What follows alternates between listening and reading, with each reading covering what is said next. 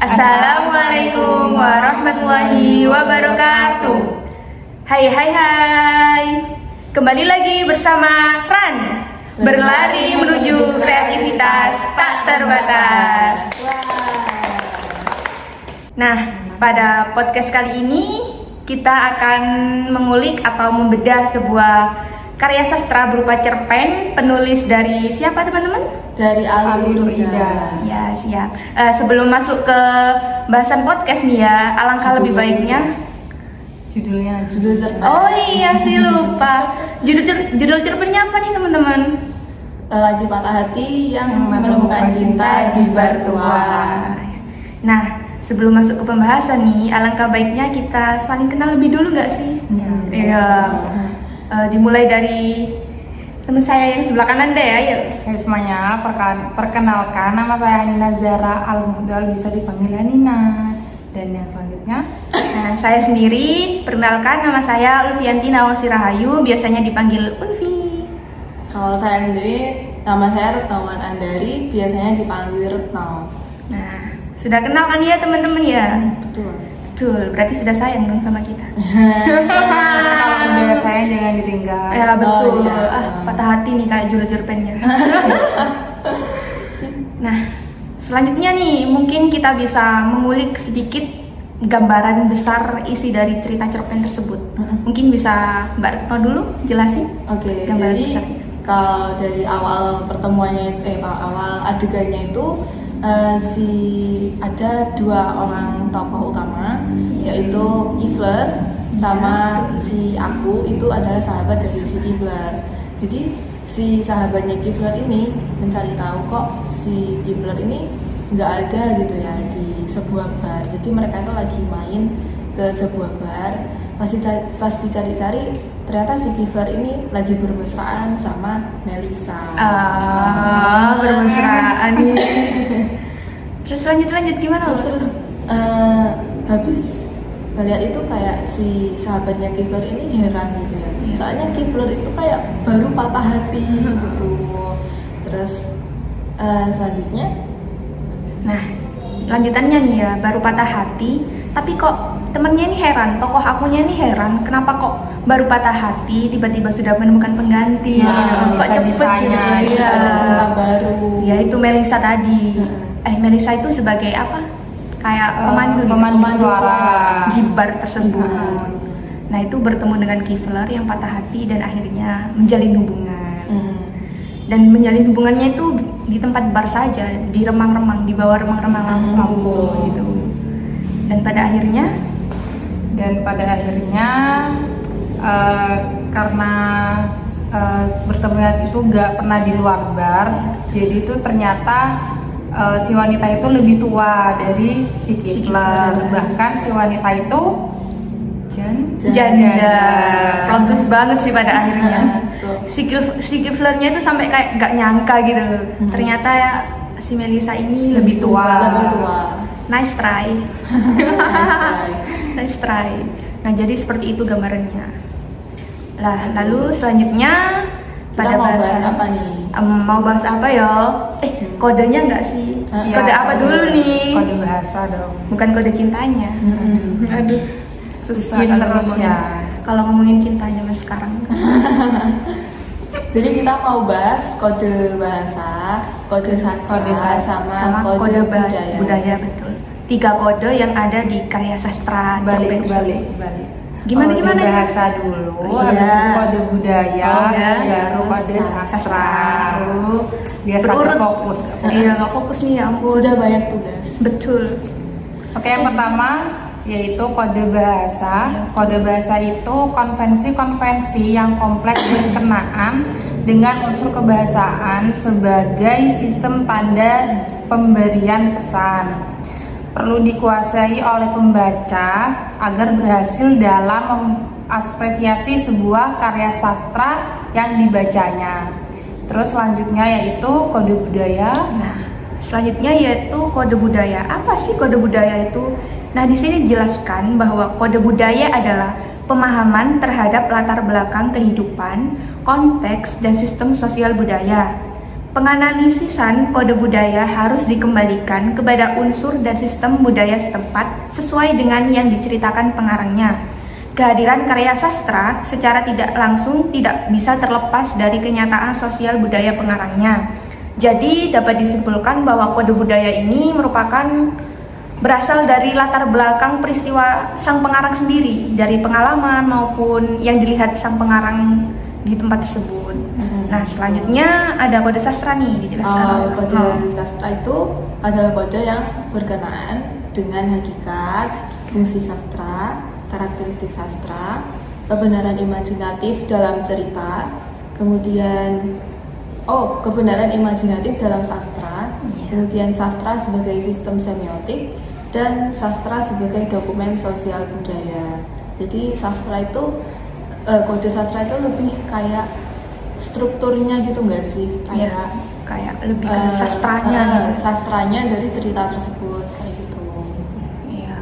Terus nih di cerpen Lelaki Patah Hati yang Menemukan Cinta di Mertua ini kode bahasanya apa nih? Ayo mungkin yang Nina sudah ditemukan. Di sini kode bahasa yang kita temuin tuh ada dua. Yang pertama tuh Long Island dan yang kedua itu Open Table. Nah, Long Island itu kayak minuman, ya seperti minuman teh itu ya warnanya, tetapi memiliki kadar alkohol yang tinggi. Sedangkan Open Table itu kita memulai acara minum-minuman seperti itu. Dan Long Island itu es teh gitu kan istilahnya gampangnya es teh. Gampangnya es teh. Es teh, rupanya es teh tapi memabukkan. Ada alkoholnya soalnya Ada di dalamnya. alkoholnya. Nah, mungkin yang kedua ada kode budaya. Kode budaya yang ada di cerpen Lelaki Patah Hati yang menemukan kita di Mertua itu ada dua. Kita menemukan dua kode budaya di dalam cerpen tersebut. Nah, yang pertama itu kode budaya berupa seorang teman atau sahabat yang melihat raut temannya sedang sedih, itu langsung ditanya. Kan biasanya kalau udah deket banget sama temennya itu kan langsung ditanya, kamu kenapa, ada apa gitu kan. Jadi nggak peduli. Iya betul, peduli, peka gitu loh terhadap temennya. Biasanya kan budayanya seperti itu. Nah, yang nomor dua nih ya, kode budaya yang ditemukan di cerpen tersebut berupa kayak si Melisa tadi kan ditawari pekerjaan di sebuah pulau yang eksotis. Namun pada akhirnya dia tidak dipekerjakan sebagaimana mestinya, kayak ditawari doang tapi ditipu gitu loh, dijebak sama orang-orang di sana yang nawari pekerjaan itu. Nah, kode budaya di sini biasanya kan orang-orang kalau yang polos nggak tahu apa-apa gitu kan, ditawari pekerjaan mau-mau aja gitu loh, langsung percaya, langsung yakin, tidak diselidiki dulu apa orang ini benar atau enggak. Jadi kebanyakan mungkin sang pengarang di sini memasukkan kode budaya tersebut atas kejadian, refleksi dari kehidupan masyarakat sekitar. Mungkin selanjutnya penjelasan kode sastra. Nah, kalau dari kode sastranya yang kita temukan itu ya, pertama dari majas gitu. Majas apalagi yang dia sedang berpagutan gitu. Aduh. Tahu lah ya maksudnya ya. Ya tahu lah ya. Teman-teman Anak polos. Iya, anak polos. Enggak lah. Terus ada lagi yang mirip nih, kayak berdansa dengan bibirnya kayak gitu. Oh my god, tahu kan ya artinya ya? Berdansa dengan bibir. Ini konten agak sedikit 18 sensitif ke atas. Jadi ceritanya itu ternyata agak 18 kayak gitu ya. Agak dewasa gitu. Tapi untungnya sama si penulisnya ini tidak disebut dengan secara jelas gamblang, kayak gitu. Jadi kayak nggak bilang kalau mereka itu lagi berciuman gitu, tapi bilangnya kalau mereka itu sedang berpagutan atau bibirnya sedang berdansa gitu. Bibirnya berdansa lah. Terus ada lagi nih yang kayak perutku itu geli.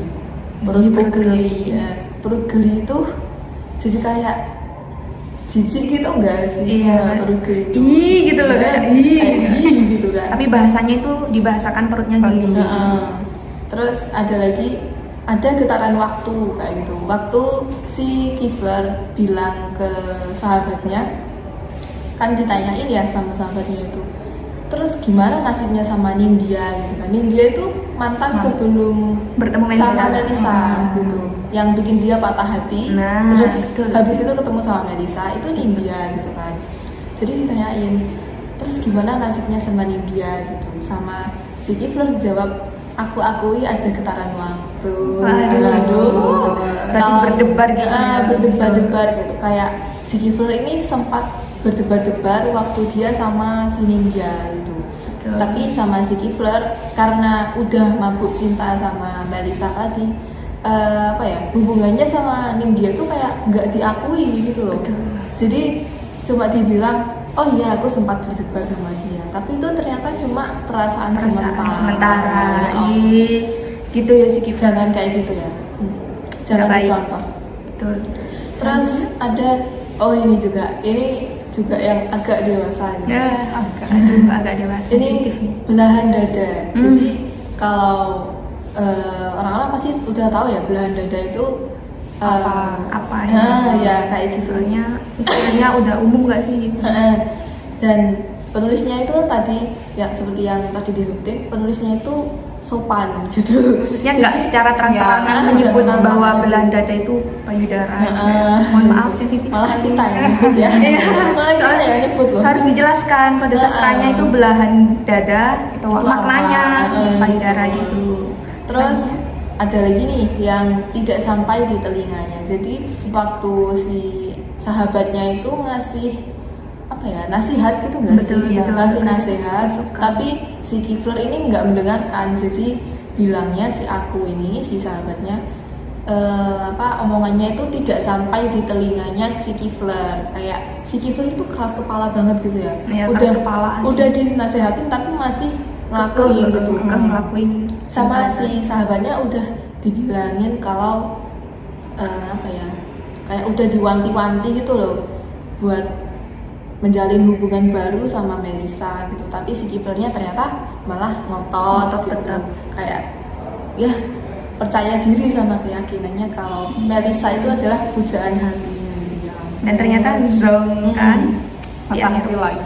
patah hati. Nice try. Terus ada lagi nih, ya ampun ternyata kode sastranya banyak. Kode sastranya banyak banget dicerpenin. Benar, kita bahasanya itu kode sastra pasti banyak banget. Iya betul. Terus ada nih wataknya si Kifler tadi kita yang bilang wataknya si Kifler itu keras kepala. Terus wataknya si sahabatnya Kifler, si aku yang sedang bercerita itu memakai sudut pandang pertama. Terus wataknya si aku itu orangnya bijaksana dan setia kawan. Jadi meskipun si Kifler itu udah ngotot-ngotot kayak gitu, Nggak bisa dibilangin. nggak bisa dibilangin, udah gitu kayak Greget gitu sama si greget Kifler. banget gitu kan ya. Tapi si akunya si sahabatnya itu masih tetap menemani si Kifler kayak gitu. Meskipun si Kifler patah hati untuk kedua kalinya karena kesalahannya sendiri. Terus cerpen ini temanya tuh jatuh cinta tapi nggak pernah berhasil. Kasihan banget gak sih? Kayak kisah cinta kita. Jangan sampai. Iya, jangan. Terus ada nih, latarnya. Jadi Latarnya di mana nih? Dari latarnya tuh Udah kelihatan. bar di sebuah pulau kecil yang eksotis. eksotis. Kalau bahas pulau kecil yang eksotis pasti nyambungnya ke Bali nggak sih? Iya betul, Bali. Gitu. Tapi penulisnya nggak bilang kok kalau bilang. ini di Bali. gitu. Cuma bilang kalau ini di sebuah pulau kecil yang eksotis. Gitu. Oke, terus hubungan antar kode tuh apa sih? Yang pertama Hubungan kode. Iya dulu deh. Yang pertama itu kode sastra ke kode bahasa. Nah di sini tuh karena latarnya di sebuah bar, maka muncullah istilah Long Island dan Open Table. Nah selanjutnya itu Long Island dan Open Table itu sebagai budaya di bar tersebut. Nah selanjutnya apa sih kode bahasa selanjutnya? Hubungan kode bahasa dan hubungan ini selanjutnya adalah hubungan kode bahasa ke kode budayanya. Ya. Tadi kan kode sastra ke kode bahasa. Sekarang bahasa nyambung ke budayanya gitu. Nah, di sini tuh ada istilah Long Island sama Open Table tadi. yang hanya ada di budaya orang-orang barat. Kan di Indo sendiri tuh nggak pakai istilah Long Island ya, pakainya es teh kan. Tapi es tehnya tanpa alkohol. Kalau orang-orang di budaya barat kan pakai alkoholnya, makanya istilahnya Long Island. Terus yang open table itu juga hanya ada di orang-orang barat, budayanya orang-orang barat. Kenapa? Karena di dunia barat itu kan kayak banyak banget bar-bar gitu dan orang-orangnya itu suka pergi ke bar. Jadi mereka itu kayak udah budayanya di situ, istilahnya open table. Jadi dimulai gitu ya. Jadi dimulai minum-minumnya gitu. Jadinya nyambungnya kode bahasanya itu ke budayanya orang-orang barat. Penulisnya itu pakai budaya orang-orang barat dan istilah orang-orang barat gitu. Soalnya di bar posisinya. Nah, selanjutnya mungkin kode selanjutnya. Nah, kalau kode selanjutnya itu ada kode budaya ke sastra. Dari bahasa ke budaya ke sastra gitu. Jadi yang pertama itu kan karena wataknya, karena budaya saling peduli, budaya yang ada di masyarakat kita gitu kan, Yang tadi saling si aku peduli yang kayak gitu menanyakan kan. tadi kan yang menanyakan keadaannya si Kifler tadi, ceritanya si Kifler tadi itu, maka muncullah watak si aku, sahabatnya Kifler itu orang yang setia kawan gitu. Si aku ini kayak teman impian banget gak sih? Iya, tetap nemenin gitu meskipun si Kiflernya kayak agak ngeselin gitu. Gitu ya. Terus yang kedua, karena budayanya wanita yang dipekerjakan di bar, maka latarnya adalah bar. Itu nyambung ya. Sastranya itu di bar, budayanya itu wanita yang dipekerjakan dan dijebak tadi. Jadi intinya ini pengarangnya ini berurutan ya, maksudnya kayak terdapat kode-kode, baik kode bahasa, kode budaya maupun kode sastranya. Semuanya lengkap, saling berhubungan, sehingga menciptakan cerpen lelaki patah hati yang menemukan cinta di bar tua gitu. Terus nih pendapatnya masing-masing buat cerpen ini kayak gimana? Ya, mungkin Hanina dari tengah. dari tengah gantian ya, belum. boleh. Nah, kalau menurut aku sendiri nih ya, cerpen lelaki patah hati. Lelaki patah hati yang menemukan cinta di bar tua ini ceritanya unik banget. Kayak apa ya? Pengarangnya ini pinter plot twist kan gitu. Kayak di akhir kan si Kifler nggak tahu nih kalau ternyata Melisa itu umurnya jauh lebih tua, janda apalagi. Ya, jadi kayak plot twist kayak nggak bisa diterka-terka. Kirain itu berhasil sama Melisa ini, soalnya kan kayak hubungannya udah sering ketemu meskipun di bar. Kirain berhasil, ternyata lah kok nice try gitu. Kirain Jadi ini malah jadi kisah cinta. Kirain ini nanti jadinya kisah cinta yang manis, tapi malah jadi kisah cinta pahit tua. Udah kena pahit tambah lagi gitu. Jadi kayak double. Ceritanya ini unik kalau menurut aku. Jadi keren penulisnya. Keren. Mungkin dari kalau dari pendapat aku sendiri itu ya, ceritanya ini kayak wah gitu ya. Kayak penulisnya meskipun membahas agak dewasa gitu ya, bahas bar, istilah-istilah dewasa kayak gitu kan, bahas budaya-budaya yang nggak lazim yang kita lakuin di Indonesia biasanya gitu kan. Itu dikemas dalam kata-kata yang sopan kayak gitu, yang sesopan dan masih sopan dan masih bisa diterima. Kita masih bisa paham gitu apa isinya gitu kan. Jadi kayak penulisnya ini wah hebat banget ternyata, bisa menulis seperti ini ya gitu kan. Apalagi ini dari kumpulan cerpen koran kan. Iya, betul. Keren banget dong udah sampai masuk koran. Itu. Oke, itu aja sih. Yes. Mungkin kalau dari aku mungkin sama kayak pendapat kalian, sama-sama unik. Apalagi di situ kan ceritanya agak umurnya tuh agak kantas gitu ya. Jadi kalau mungkin kebanyakan orang itu baca-baca cerpen atau novel atau apapun itu sambil ngebayangin gitu gak sih? Jadi kayak kalau ini jangan dibayangin ya. Iya, kayak waktu adegan apa kayak ngebayang berarti ini adegannya tuh kayak gini gitu. Tapi kan jangan sampai dipraktekkan guys. Jangan ditiru. Jadi si Kifler ini kelakuannya jangan ditiru. Itu tidak baik. Nah, tapi teman-teman ada alasan nggak ya kenapa kok pengarangnya menulis cerpen ini dengan budaya dan latar seperti itu? Maksudnya kayak apa pesan moral dari cerpen tersebut gitu? Kalau Kalian nggak sih?